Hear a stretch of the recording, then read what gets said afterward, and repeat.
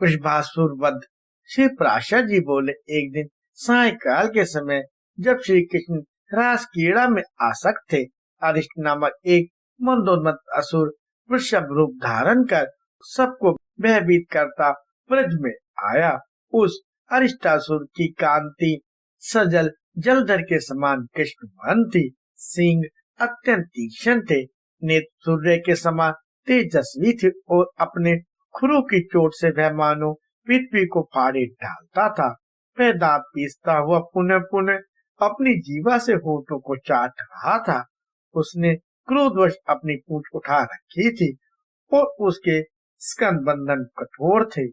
उसके कुकुद, कान और शरीर का प्रमाण अत्यंत ऊंचा एवं दुलंगधय था।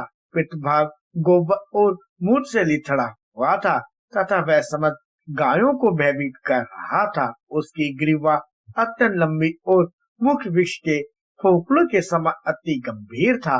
वह विषधारी दैत्य गायों के गर्भों को गिराता हुआ और तपस्वियों को मारता हुआ सदा वन में विचरा करता था।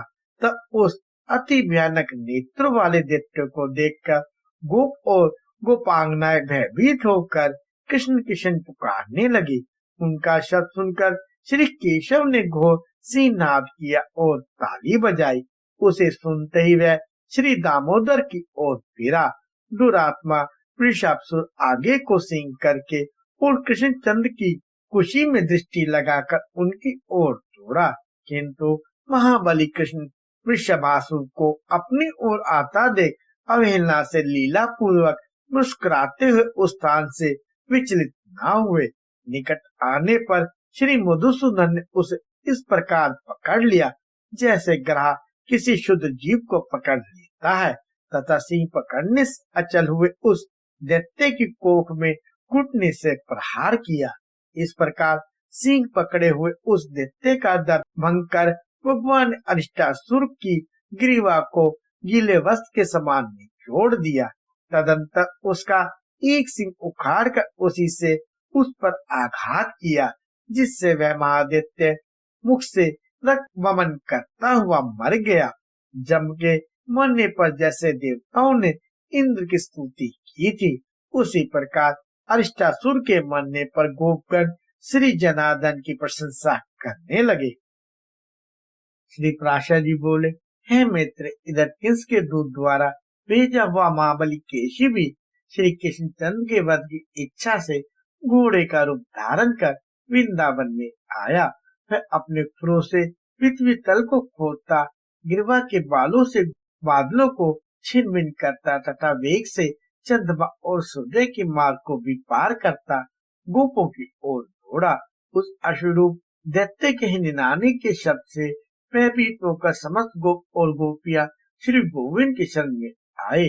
तब उनके त्राय त्राय शब्द को सुनकर भगवान कृष्णचंद्र सजल मेघ की गर्जना के समान गंभीर वाणी से बोले, हे गोपालगण, आप लोग केशी केशधारी अश्व से ना डरे।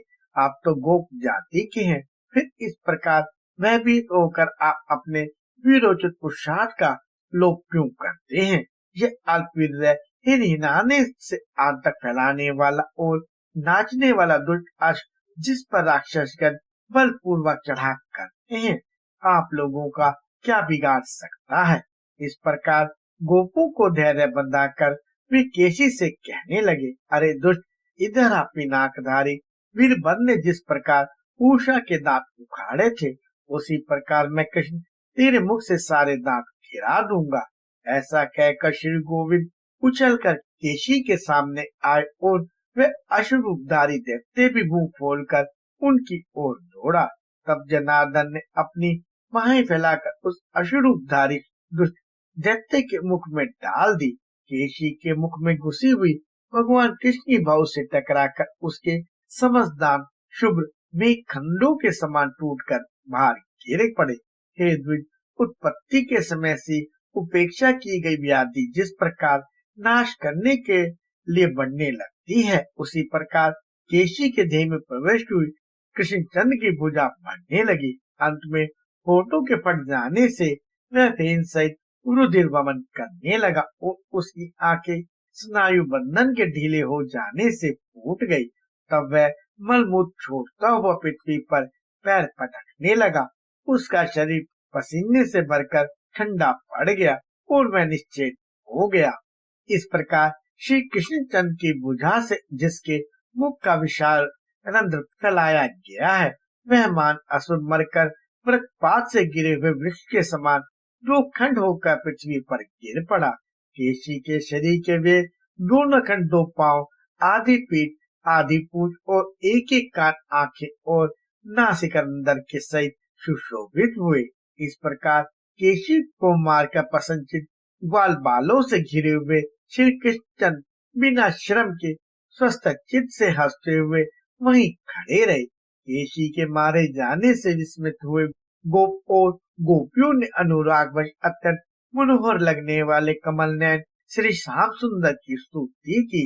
हे विप्र, उसे मरा देख मेघ पटल में छिपे हुए श्री नारद जी हर्षित चित्त से कहने लगे, हे जगन्नाथ, हे अच्युत, आप धन्य हैं, धन्य हैं।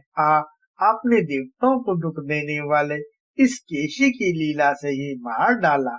मैं मनुष्य और अक्ष के इस पहले और कहीं से होने वाले युद्ध को देखने के लिए ही अत्यंत उत्कंठित होकर स्वर्ग से यहाँ आया था। हे मधुसूदन, आपने अपने इस अवतार में जो जो कर्म किए हैं, उनसे मेरा चित्त अत्यंत विस्मित और संतुष्ट हो रहा है। हे कृष्ण, जिस समय यह अश्व अपनी सटाओं को हिलाता और हिंसता हुआ आकाश की ओर देखता था, तो इससे संपूर्ण देवगण और इंद्र भी डर जाते थे। हे जनार्दन, आपने इस दुष्ट आत्मा केशव को मारा है, इसलिए आप लोक में केशव नाम से विख्यात होंगे। हे केशव, आपका कल्याण हो। अब मैं चाहता हूँ परसों कंस के साथ आपका युद्ध होने के समय मैं फिर आऊंगा। हे पृथ्वीधर, अनुगामियों सहित उग्रसेन के पुत्र कंस के मारे जाने पर आप पृथ्वी का भार उतार देंगे। हे जनार्दन, उस समय मैं अनेक राजाओं के साथ आप आयुष्मान पुरुष के किए हुए अनेक प्रकार के युद्ध देखूंगा। हे गोविंद, अब मैं जानना चाहता हूँ, आपने देवताओं का बहुत बड़ा कार्य किया है, आप सभी कुछ जानते हैं, मैं अधिक क्या कहूँ, आपका मंगल हो, मैं चाहता हूँ। तदंतर नारद जी के चले जाने पर गोपगण से सम्मानित गोपियों के नेत्रों के एकमात्र दृश्य श्री कृष्णचंद्र ने ग्वाल बालाओं के साथ गोकुल में प्रवेश किया।